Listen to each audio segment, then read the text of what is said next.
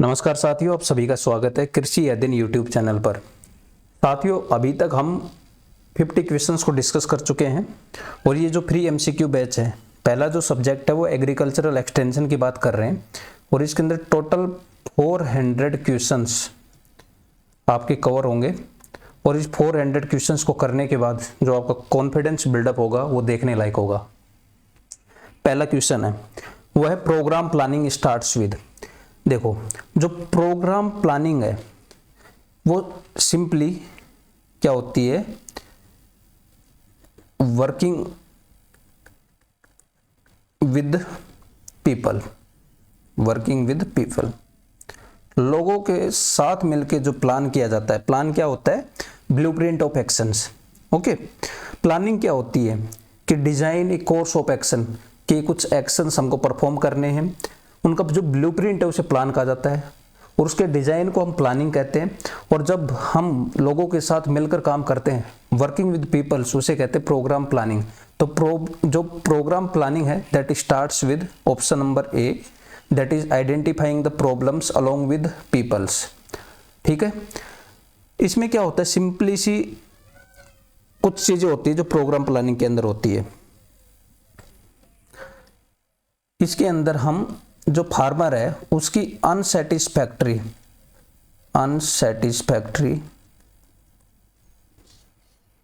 जो सिचुएशन है उसको देखते हैं, समझते हैं। ठीक है, इसके बाद हम उस जो भी प्रॉब्लम है उसका हर पॉसिबल सॉल्यूशन निकालने की कोशिश करेंगे कि इसका क्या सॉल्यूशन हो सकता है, इसके क्या अल्टरनेटिव्स हो सकते हैं, इन सभी चीज़ों की हम बात करेंगे। Then we will decide our objective decide करेंगे कि हमारे एफर्ट किस डायरेक्शन में लगने चाहिए और फिर हम गोल को डिटरमाइन करेंगे। ऑब्जेक्टिव क्या होता है और गोल क्या होता है, इस चीज़ों के बारे में ऑलरेडी बात कर चुका हूं। देखो, आपका मकसद है मुझे क्रॉप यील्ड को इम्प्रूव करना है, वो आपका ऑब्जेक्टिव है। उस ऑब्जेक्टिव के साइड मतलब उधर आपके एफर्ट्स लगेंगे। इस चीज से मतलब होता है कि आपके एफर्ट्स, आपके जो फील्ड के अंदर जो यील्ड है उसको इम्प्रूव करने के लिए जो एफर्ट्स लग रहे हैं, जो एक्सप्रेशन हो रहे हैं, उसे कहते हैं ऑब्जेक्टिव। यदि ये पता चले कि हम इतनी डायरेक्शन तक जाना है, सपोज करो कि हमारी जो यील्ड है वो 30 क्विंटल्स पर हेक्टेयर है प्रेजेंट टाइम के अंदर और हमको इसको 50 क्विंटल्स पर हेक्टेयर तक इम्प्रूव करना है। हमको ये चीज़ तो पता चल गई है कि हमें जो हमारी यील्ड को इम्प्रूव करना है, ये तो हमारा ऑब्जेक्टिव है। ऑब्जेक्टिव सिंपल सा expression of the end toward which our efforts are directed. जिस डायरेक्शन में हमारे एफर्ट्स लगेंगे उसे ऑब्जेक्टिव कहा जाता है। और जितनी डायरेक्शन, जितनी डिस्टेंस हम एक पार्टिकुलर डायरेक्शन के अंदर चलेंगे, ठीक है, एक पार्टिकुलर पीरियड के अंदर, तो उसे कहेंगे गोल। तो सिंपल सा इतना ही है कि ऑब्जेक्टिव में सिंपल सा बोल दिया कि हमको यील्ड इंप्रूव करना है, यील्ड को इंप्रूव करना है और जो अपने जो इनपुट्स है उनको लोअर करना है। लेकिन अब मैंने डिसाइड कर लिया कि जो यील्ड को इंप्रूव करना है वो 1 ईयर के अंदर करना है, ठीक है, और इस पार्टिकुलर डायरेक्शन के अंदर चलना है। ये एफर्ट्स मुझे लगाने, ये अपने गोल के अंदर आ जाता है। गोल क्लियर होता है, ठीक है, और जो ऑब्जेक्टिव होता है वो एक प्रकार से अपना एक्सप्रेशन होता है कि मैं इस डायरेक्शन में एफर्ट्स लगाऊंगा। तो ये सारी चीज़ों की बात कर ली हमने कि प्रोग्राम प्लानिंग क्या होती है, प्रोग्राम क्या होता है, प्लान क्या होता है, इस प्लानिंग क्या होती है। प्रोग्राम प्लानिंग जो प्रोसेस होती है वो जितनी भी एक्टिविटीज हम परफॉर्म कर रहे हैं मिलकर लोगों के साथ, जहाँ पर एक्सटेंशन वर्कर भी होता है, जहाँ फार्मर भी होता है, कोलैबोरेटिव एफर्ट्स होते हैं, कोऑपरेटिव एक्टिविटी होती है और एक प्रकार से एक एजुकेशनल प्रोसेस है, ठीक है, जहां हम प्रॉब्लम्स को आइडेंटिफाई करते हैं और उसके हर अल्टरनेटिव जितने भी सॉल्यूशंस हैं उनको फाइंड आउट करते हैं और गोल्स और ऑब्जेक्टिव्स को डिटरमाइन करते हैं। Then we will decide our action कि हम एक्शन किस ओर लेना है। ये होता है प्रोग्राम प्लानिंग। तो प्रोग्राम प्लानिंग हमेशा पीपल्स की प्रॉब्लम्स, उनकी जो अनसेटिस्फैक्ट्री जो सिचुएशन है उसको आइडेंटिफाई करके स्टार्ट होती है। अब देखो यहाँ पे arrange the degree of evaluation in correct order. देखो इवेल्युएशन जो अपना लास्ट स्टेप है, ऑलरेडी मैंने बात कर चुका हूं कि जो प्रोग्राम डेवलपमेंट प्रोसेस है उसके 8 स्टेप होते हैं, जो कलेक्शन ऑफ फैक्ट से स्टार्ट होती है और रिकंसिडरेशन तक एंड होती है। रिकंसिडरेशन से पहले एक स्टेप आता है, दैट इज इवेल्युएशन। इवेल्युएशन के अंदर क्या होता है कि सपोज करो हमने कुछ प्रोग्राम प्लान या कोई प्लान हमने अप्लाई किया, कुछ एक्शंस हमने अप्लाई किए, तो उससे पहले क्या सिचुएशन थी और उसके बाद क्या सिचुएशन है। ठीक है, जब डेवलपमेंट प्रोग्राम ऑपरेट होने से पहले क्या सिचुएशन थी और उसके ऑपरेट होने के बाद क्या सिचुएशन है। ठीक है, इन चीजों को मतलब एक प्रकार से बेंचमार्क है, जहां हमें स्ट्रॉन्ग और वीक पॉइंट्स का पता चलता है प्रोग्राम और प्लान के अंदर क्या स्ट्रॉन्ग पॉइंट है और क्या स्ट्रॉन्ग पॉइंट है, क्या वीक पॉइंट है। ठीक है, सिंपल सा क्राइटेरिया है। जब फार्मर को सिंपल सा एक ही चीज समझ में आती है, फार्मर को क्या होता है कि उसका जो सोशियो इकोनॉमिक सोसाइटी के अंदर उसका रुतबा बढ़े और फैमिली की उसकी इनकम इंक्रीज हो। यदि ये दोनों चीजें हो रही है तो फार्मर समझ लेता है कि जो प्लान है, जो प्रोग्राम है वो बेनिफिशियल है उसके लिए। यहाँ पर degree of evaluation in correct arranging, यहाँ पर कुछ जो स्टेप्स दे रखे हैं अपने को, ये क्या हो रहे हैं कि एक लिस्ट फॉर्मल से, मतलब कैजुअल जो है लिस्ट फॉर्मल से ये साइंटिफिक और सिस्टमेटिक टाइप की ओर मूव ऑन कर रहे हैं। ठीक है, पहला क्या है कि casual everyday evaluation, option number 3 यहां पर आएगा, कैजुअल एवरीडे इवेल्युएशन। इसमें क्या होता है कि फार्मर डायरेक्टली ऑब्जर्व करता है कि उसकी जो क्रॉप है वो हेल्दियर दिख रही है या नहीं दिख रही है दूसरों की क्रॉप से। ये हो गया कैजुअल एवरीडे इवेल्युएशन। तो ऑप्शन नंबर 3 पहले आ जाएगा। Option number 2 self checking evaluation.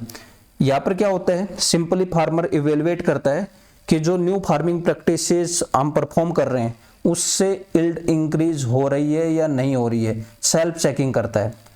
ये सेकंड के ऊपर आ जाएगा। ठीक है, 4 डू इट योरसेल्फ इवेल्युएशन। इसमें ये थोड़ा सा ज्यादा सिस्टमेटिक है, ज्यादा सेल्फ चेकिंग यहाँ पर हो रही है, ज्यादा इंफॉर्मेशन या कलेक्ट हो रही है। यहाँ पर एक फार्मर रिकॉर्ड रख रहा है कि कितनी फर्टिलाइजर की डोज हमने अप्लाई की है। ठीक है, और कितनी क्रॉप इल्ड के अंदर इंप्रूवमेंट देखने को मिल रहा है। इन सभी चीजों का एक रिकॉर्ड मेंटेन होता है। लास्ट के अंदर एक्सटेंशन स्टडीज होती है, जो हाईएस्ट लेवल ऑफ इवेल्युएशन होती है, जहां पर सर्वे के साथ साथ कुछ एक्सपेरिमेंट्स, इसके साथ स्टैटिस्टिकल एनालिसिस,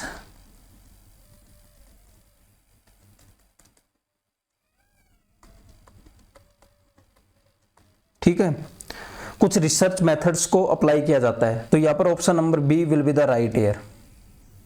नेक्स्ट क्वेश्चन के ऊपर चलता हूं।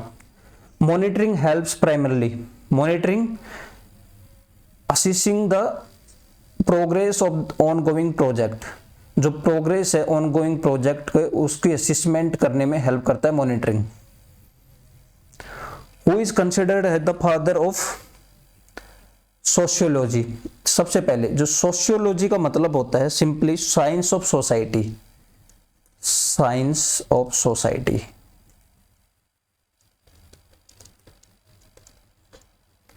ठीक है, सिंपल सा मतलब होता है, ये 2 शब्दों से मिलकर बना होता है। एक होता है सोशियोज और एक होता है लोगस। ठीक, लोगस का मतलब होता है स्टडी या स्पीच,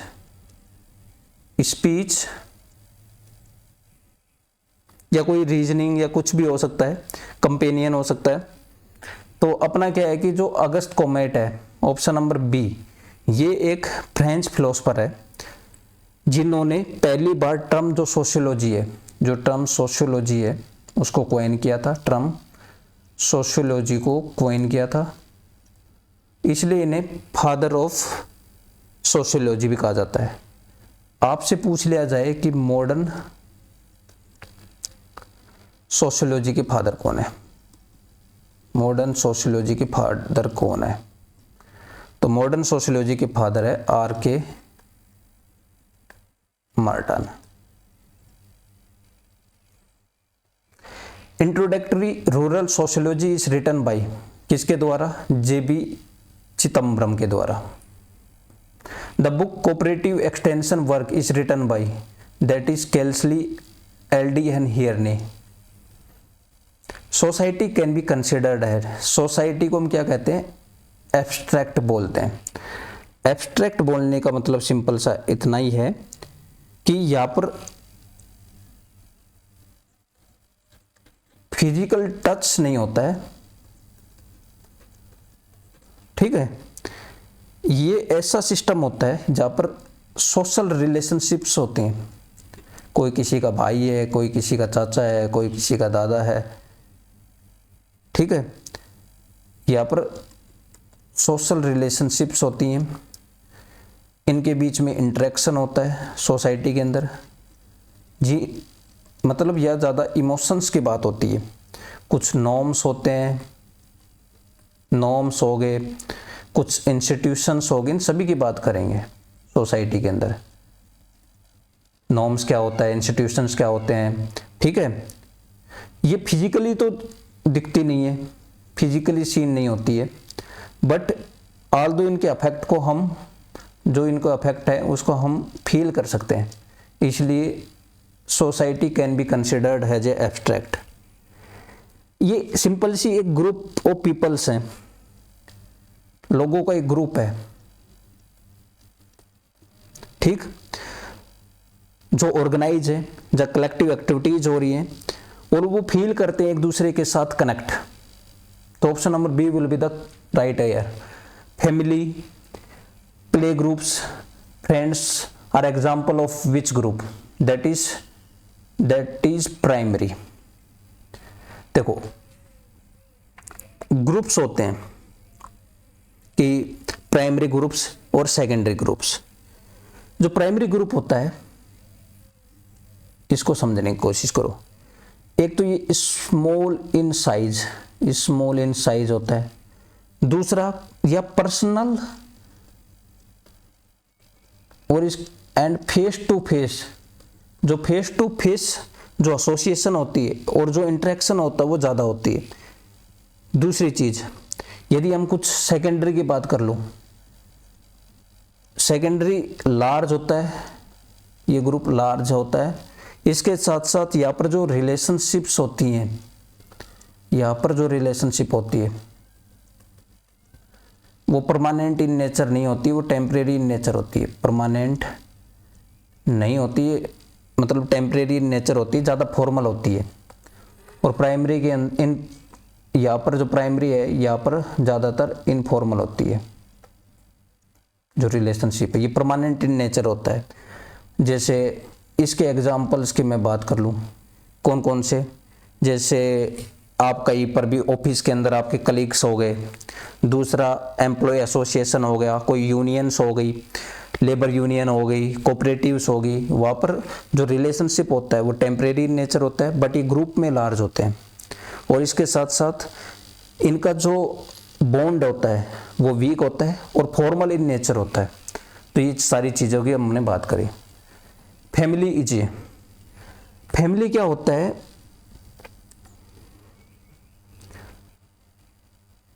एक प्रकार से इनफॉर्मल ग्रुप होता है, ठीक है। मेनली ये जो फैमिली वर्ड है, एक तो यहाँ से क्वेश्चंस आते हैं। एक तो जो फैमिली है ये रोमन वर्ड से ड्राइव हुआ है। किस वर्ड से ड्राइव हुआ है? Roman word. एक तो ये क्वेश्चन अक्सर पूछा जाता है, इसको याद रखना कि फैमिली जो टर्म है वो किससे इन्वेंट हुआ है, वो हुआ है रोमन वर्ड से। जनरली यहाँ पर ब्लड रिलेशनशिप होते हैं, फैमिली के अंदर ब्लड रिलेशनशिप्स होते हैं। बॉन्ड परमानेंट होता है और इस प्रकार के रिलेशनशिप्स के लिए एक इम्पोर्टेंट टर्म आता है कॉन्सेंगुइनियस ये एग्जाम्स के अंदर पूछा जाता है, फैमिली के लिए अक्सर ये चीज होती है। फैमिली मेनली प्रोक्रिएशन मतलब पहले से बनकर आई हुई होती है, और ये सोशलाइजेशन में हेल्प करती है, ठीक। और एक्सटेंशन जो वर्क होती है उसकी बेसिक यूनिट होती है, एक्सटेंशन वर्क की बेसिक यूनिट होती है, एक्सटेंशन वर्क की ये बेसिक यूनिट होती है। ये सारे क्वेश्चंस पूछे गए हुए हैं, ठीक। इंडियन टाइप जो फैमिली है वो कॉन्सेंग्यूनियस होती है, मतलब ब्लड रिलेशंस ज़्यादा होते हैं, ये ऑलरेडी प्री डिसाइड होती है, सोशलाइजेशंस होती है, और यहाँ पर प्रिसाइज होता है, ओके। और मोस्टली सेक्स रिलेशनशिप्स होती हैं,